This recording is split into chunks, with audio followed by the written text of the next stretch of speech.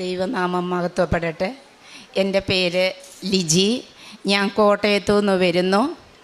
ഞാനിവിടെ 2023 6-ാം മാസത്തിലാണ് ഞാനിവിടെ വന്ന് ഉടമ്പടി എടുക്കുന്നത്. ഇപ്പോൾ 1 വർഷം കഴിഞ്ഞു.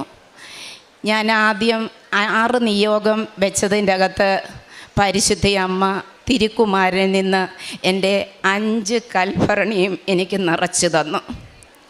എനിക്ക് സ്വന്തമായിട്ട് ഭവനമുണ്ട്. പക്ഷേ എങ്കിൽ പോലും എൻ്റെ മോനിപ്പം 30 വയസ്സായി.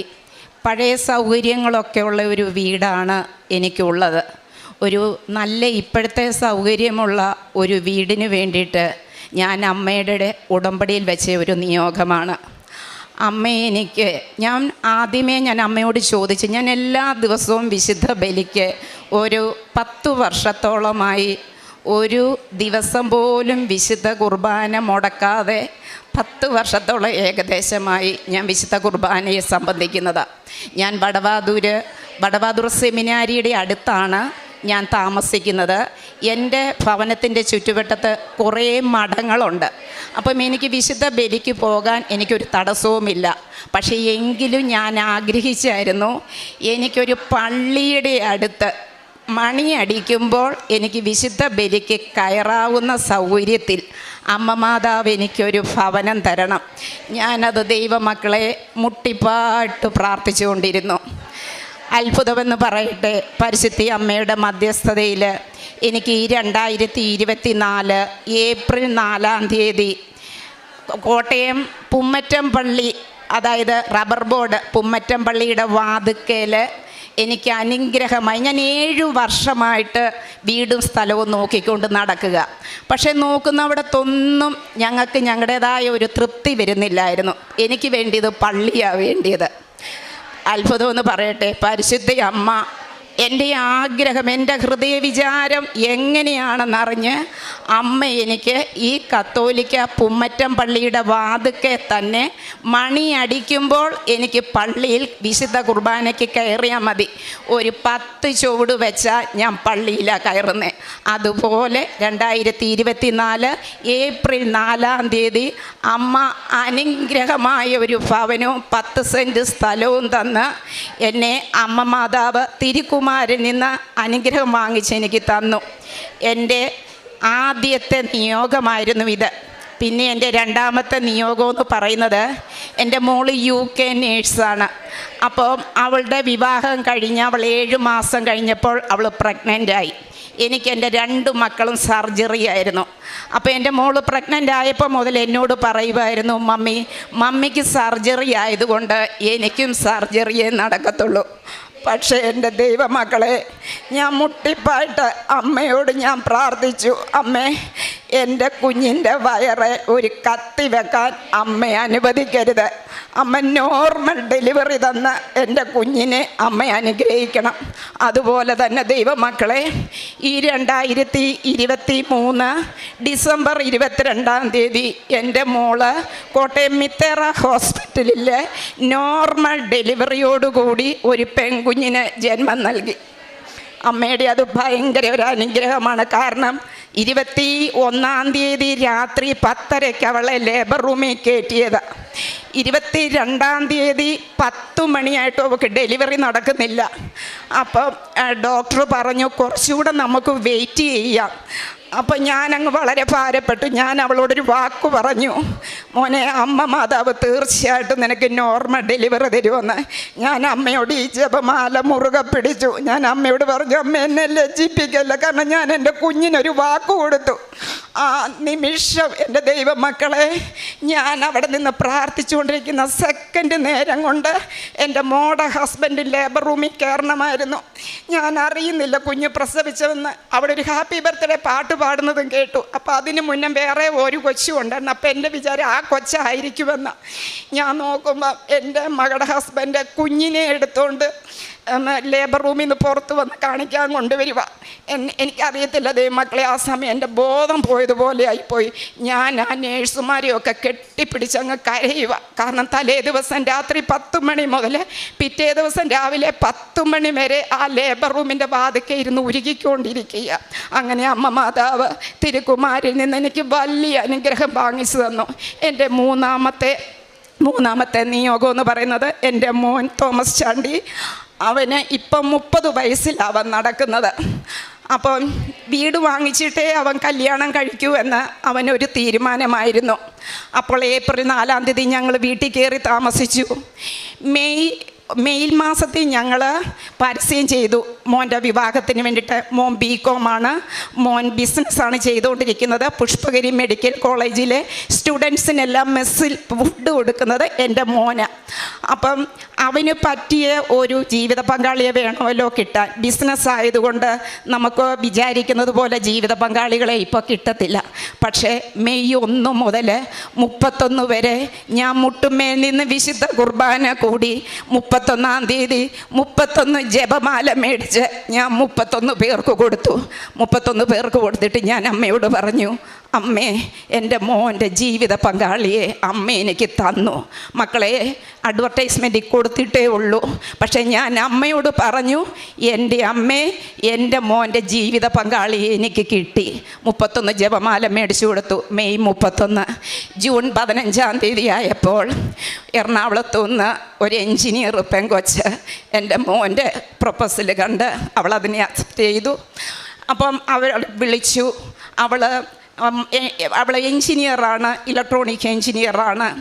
അവൾ ഇങ്ങോട്ട് വിളിച്ചപ്പോൾ ഞാൻ മാതാവിനോട് ചോദിച്ചായിരുന്നു, അമ്മേ, എനിക്ക് അമ്മയെപ്പോലെ ഒരു സുന്ദരിയായൊരു മകളെ എനിക്ക് തരണം. ഞാൻ മുട്ടിപ്പാട്ട് പ്രാർത്ഥിച്ചുകൊണ്ടിരുന്നു. കാരണം എൻ്റെ മോനെ കാണാൻ വലിയ സുന്ദരനൊന്നുമല്ല.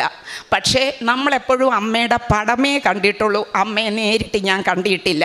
പക്ഷെ ഞാൻ അമ്മയോട് പറഞ്ഞു, അമ്മയെ, എനിക്ക് സുന്ദരിയായ ഒരു മകള്, എൻ്റെ കുടുംബം ഞാൻ എങ്ങനെ ഈ 31 വർഷം മുമ്പോട്ട് കൊണ്ടുപോയോ അതുപോലെ പ്രാപ്തിയുള്ള ഒരു കുഞ്ഞ്. കാരണം ഇപ്പോഴത്തെ ജനറേഷൻ വളരെ പാടാണ് നല്ല കുഞ്ഞുങ്ങളെ കിട്ടാൻ. ഞാൻ അമ്മയോട് പ്രാർത്ഥിച്ചുകൊണ്ടിരിക്കുന്നു. ദൈവമക്കളെ, ഞാൻ ചെന്ന് എൻ്റെ മോളെ കണ്ടപ്പോൾ സത്യം പറയുവാണെങ്കിൽ ഞാൻ അത്ഭുതപ്പെട്ടു പോയി. കാരണം ഞാൻ എൻ്റെ മോളോട് ഞാൻ ചോദിച്ചു, മോളെ, ഇതുപോലെയായിരുന്നോ മാതാവ് ഇരുന്നത്? അത്ര സുന്ദരിയായൊരു മകളെ എൻ്റെ മകന് ജീവിത പങ്കാളിയായി. അടുത്ത ഞായറാഴ്ച ഓഗസ്റ്റ് 25-ാം തീയതി 3 മണിക്ക് എൻ്റെ മോൻ്റെ വിവാഹമാണ്. എല്ലാ ദൈവമക്കളും എൻ്റെ കുഞ്ഞുങ്ങളുടെ കുടുംബജീവിതത്തിന് വേണ്ടിയിട്ട്, കുടുംബജീവിതം നമ്മൾ ആർഭാടമായിട്ട് ഭയങ്കര വിവാഹങ്ങളെല്ലാം നടത്തും. ചെണ്ടയും മേളവും എല്ലാം ഭയങ്കര ആഘോഷമാണ്. പക്ഷേ മക്കളെ, നമ്മൾ ആ ചെല്ലുന്നവർ പ്രാർത്ഥിക്കേണ്ടത് ഇപ്പോഴത്തെ തലമുറയുടെ കുടുംബജീവിതമാണ്. നിങ്ങളോടെല്ലാവരോടും ഞാൻ യാചിക്കുകയാണ്, എൻ്റെ കുഞ്ഞുങ്ങൾക്ക് അനുഗ്രഹമായ കുടുംബജീവിതം തരണം. പിന്നെ എൻ്റെ മകളുടെ ഹസ്ബൻഡ് സോഫ്റ്റ്വെയർ എൻജിനീയറാണ് UK-ൽ. മോൻ പഠിച്ചിട്ട് നല്ല വിദ്യാഭ്യാസം, അവന് 2-3 PG ഒക്കെ ഉള്ളൊരു മകനാണ്. നല്ല നീതിമാനായ ഔസേപിതാവിനെ പോലൊരു മകനെയാണ് എനിക്ക് മരുമകനായും കിട്ടിയിരിക്കുന്നത്. ഞാൻ എൻ്റെ മരുമനു വേണ്ടിയിട്ട് ഞാനിവിടെ വിഷയം എഴുതി വെച്ചു, എൻ്റെ കുഞ്ഞിന് UK നല്ലൊരു ജോലി കിട്ടണം. അവൻ്റെ ആ പഠിത്തത്തിൻ്റെ അനുസരിച്ച് ദൈവമക്കളെ, ഒരു 4 മാസമേ ആയിട്ടുള്ളൂ. എൻ്റെ മരുമോന് നല്ല ഒരു ജോലി അനുഗ്രഹമായിട്ട് പരിശുദ്ധ അമ്മ തിരുക്കുമാരിൽ നിന്ന് വാങ്ങിച്ചു കൊടുത്തു. ദൈവമക്കളെ, ഞാൻ 50 നോയമ്പിൻ്റെ സമയത്ത് 1 നോയമ്പ് തുടങ്ങി 50 ദിവസവും ഞാൻ ഉപ്പുകല്ലേ മുട്ടുകുത്തി ഓരോ ജപമാലയും ഞാൻ ചൊല്ലിക്കൊണ്ടിരുന്നത്. അതിലെല്ലാം എൻ്റെ നിയോഗങ്ങളായിരുന്നു ഇത്. എൻ്റെ മോന് 30 വയസ്സ് കഴിയുന്നതിന് മുമ്പ് എൻ്റെ കുഞ്ഞിൻ്റെ വിവാഹം എൻ്റെ ഏറ്റവും വലിയ സ്വപ്നമായിരുന്നു. ഒക്ടോബറിലെ അവന് 30 വയസ്സ് കഴിയത്തുള്ളൂ.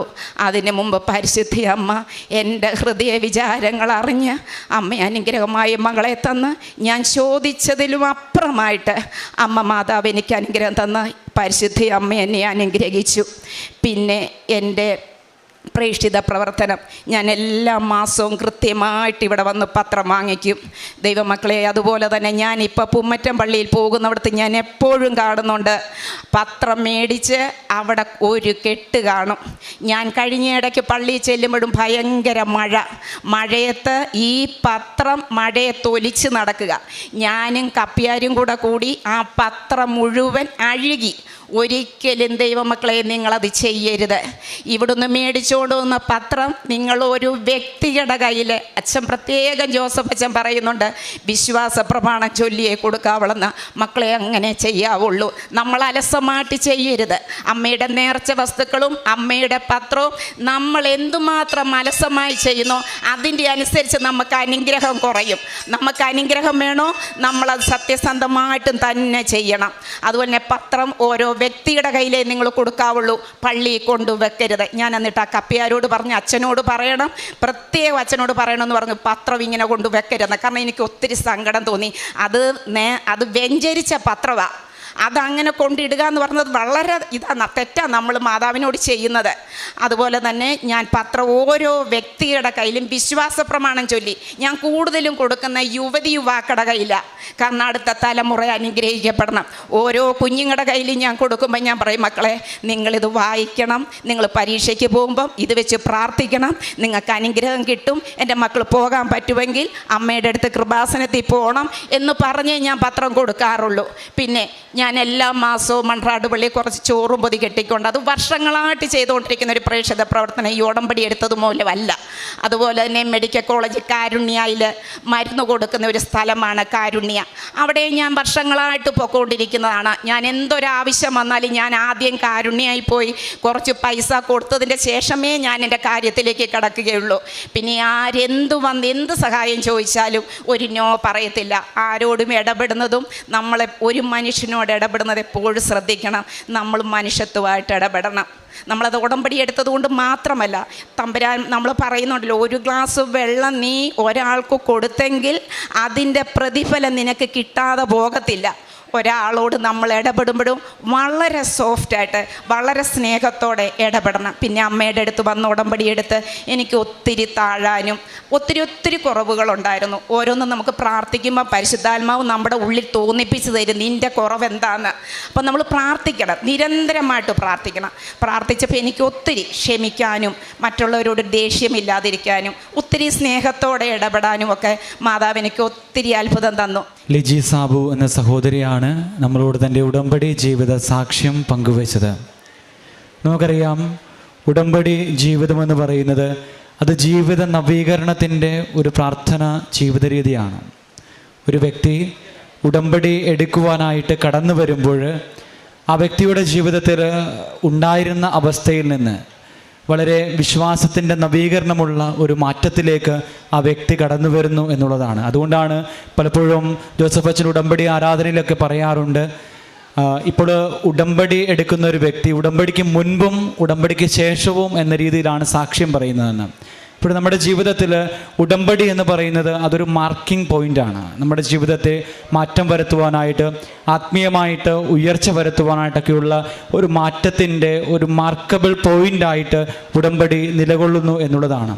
നമ്മുടെ മുൻപിൽ ലിജി സാബു എന്ന സഹോദരി തൻ്റെ ഉടമ്പടി ജീവിത സാക്ഷ്യം പങ്കുവയ്ക്കുമ്പോൾ ഈ സഹോദരിയുടെ ജീവിതത്തിലും ആത്മീയമായിട്ട് ഉയർച്ച വരുവാനായിട്ട്, തൻ്റെ ജീവിതത്തെ നവീകരിക്കുവാനായിട്ട്, തൻ്റെ ജീവിതത്തിൽ വിശ്വാസത്തിന് പ്രാധാന്യം കൊടുക്കുവാനായിട്ട്, ദൈവത്തിന് സ്ഥാനം കൊടുക്കുവാനായിട്ട്, കൂടുതൽ ഉയർച്ച വരുത്തുവാനായിട്ട് ഈ സഹോദരിക്ക് സാധിച്ചുവെന്ന് നമ്മളോട് ഈ അമ്മ സാക്ഷ്യം പറയുമ്പോൾ നമ്മളും തിരിച്ചറിയണം, ഉടമ്പടി ജീവിതം അത് നവീകരണത്തിൻ്റെ ജീവിതമാണ്. നമ്മുടെ ജീവിതത്തെ കൂടുതൽ വിശ്വാസത്തിൽ ആഴപ്പെടുത്തുവാനായിട്ട്, നമ്മളെ തന്നെ നവീകരിക്കുവാനായിട്ട്, നമ്മൾ അറിഞ്ഞ ദൈവത്തെ ആഴമായിട്ട് അറിയുവാനും ആ ദൈവത്തെ പ്രഘോഷിക്കുവാനുമായിട്ടൊക്കെയുള്ളൊരു വിളിയാണ് ഉടമ്പടി ജീവിതം എന്നുള്ള ബോധ്യത്തിലേക്ക് ഓരോ വ്യക്തികളും, ഉടമ്പടി എടുക്കുന്നവരും ഉടമ്പടിയിലായി ഉടമ്പടി പുതുക്കിക്കൊണ്ടിരിക്കുന്നവരും തിരിച്ചറിയേണ്ട ഒരു കാര്യമാണ്. ഈ സഹോദരി നമ്മളോട് പങ്കുവെച്ചു. ഈ സഹോദരിക്ക് ഒരു നല്ല ഭവനം വാങ്ങിക്കുവാനായിട്ട് പരിശുദ്ധ അമ്മ ഉടമ്പടി പ്രാർത്ഥനയിൽ സഹായിച്ചു. അതുപോലെ തന്നെ മകൻ്റെ വിവാഹം, മകളുടെ നോർമൽ ഡെലിവറി, അതുപോലെ തന്നെ മരുമോൻ്റെ ഒരു നല്ല ജോലി, മകൻ്റെ ബിസിനസ്സിന് ഉയർച്ച, ഇങ്ങനെ ഒത്തിരിയേറെ കാര്യങ്ങൾ ഈ സഹോദരി നമ്മളെ മുൻപിൽ പങ്കുവയ്ക്കുമ്പോൾ തിരിച്ചറിയുക, ഉടമ്പടി പ്രാർത്ഥനയിൽ പങ്കുചേർന്നുകൊണ്ട് നമ്മുടെ ജീവിതം നവീകരിച്ചുകൊണ്ട് നമ്മൾ മുന്നോട്ട് പോകുമ്പോൾ നമ്മളും അനുഗ്രഹിക്കപ്പെട്ട വ്യക്തികളായിത്തീരും. ഈ സഹോദരിയോട് ചേർന്ന് നിന്നുകൊണ്ട് ഇരുകരങ്ങളും അടിച്ച് നമുക്ക് ദൈവനാമത്തെ മഹത്വപ്പെടുത്തി പരിശുദ്ധ അമ്മയ്ക്കും തിരുക്കുമാരനും നന്ദി അർപ്പിക്കാം. അത്യപൂർവ ദൈവാനുഭവങ്ങൾ ഇനി നിങ്ങൾക്കും സ്വന്തം. ഈ യൂട്യൂബ് ചാനൽ ഇതുവരെ സബ്സ്ക്രൈബ് ചെയ്തിട്ടില്ലെങ്കിൽ ഇപ്പോൾ തന്നെ സബ്സ്ക്രൈബ് ചെയ്യുക.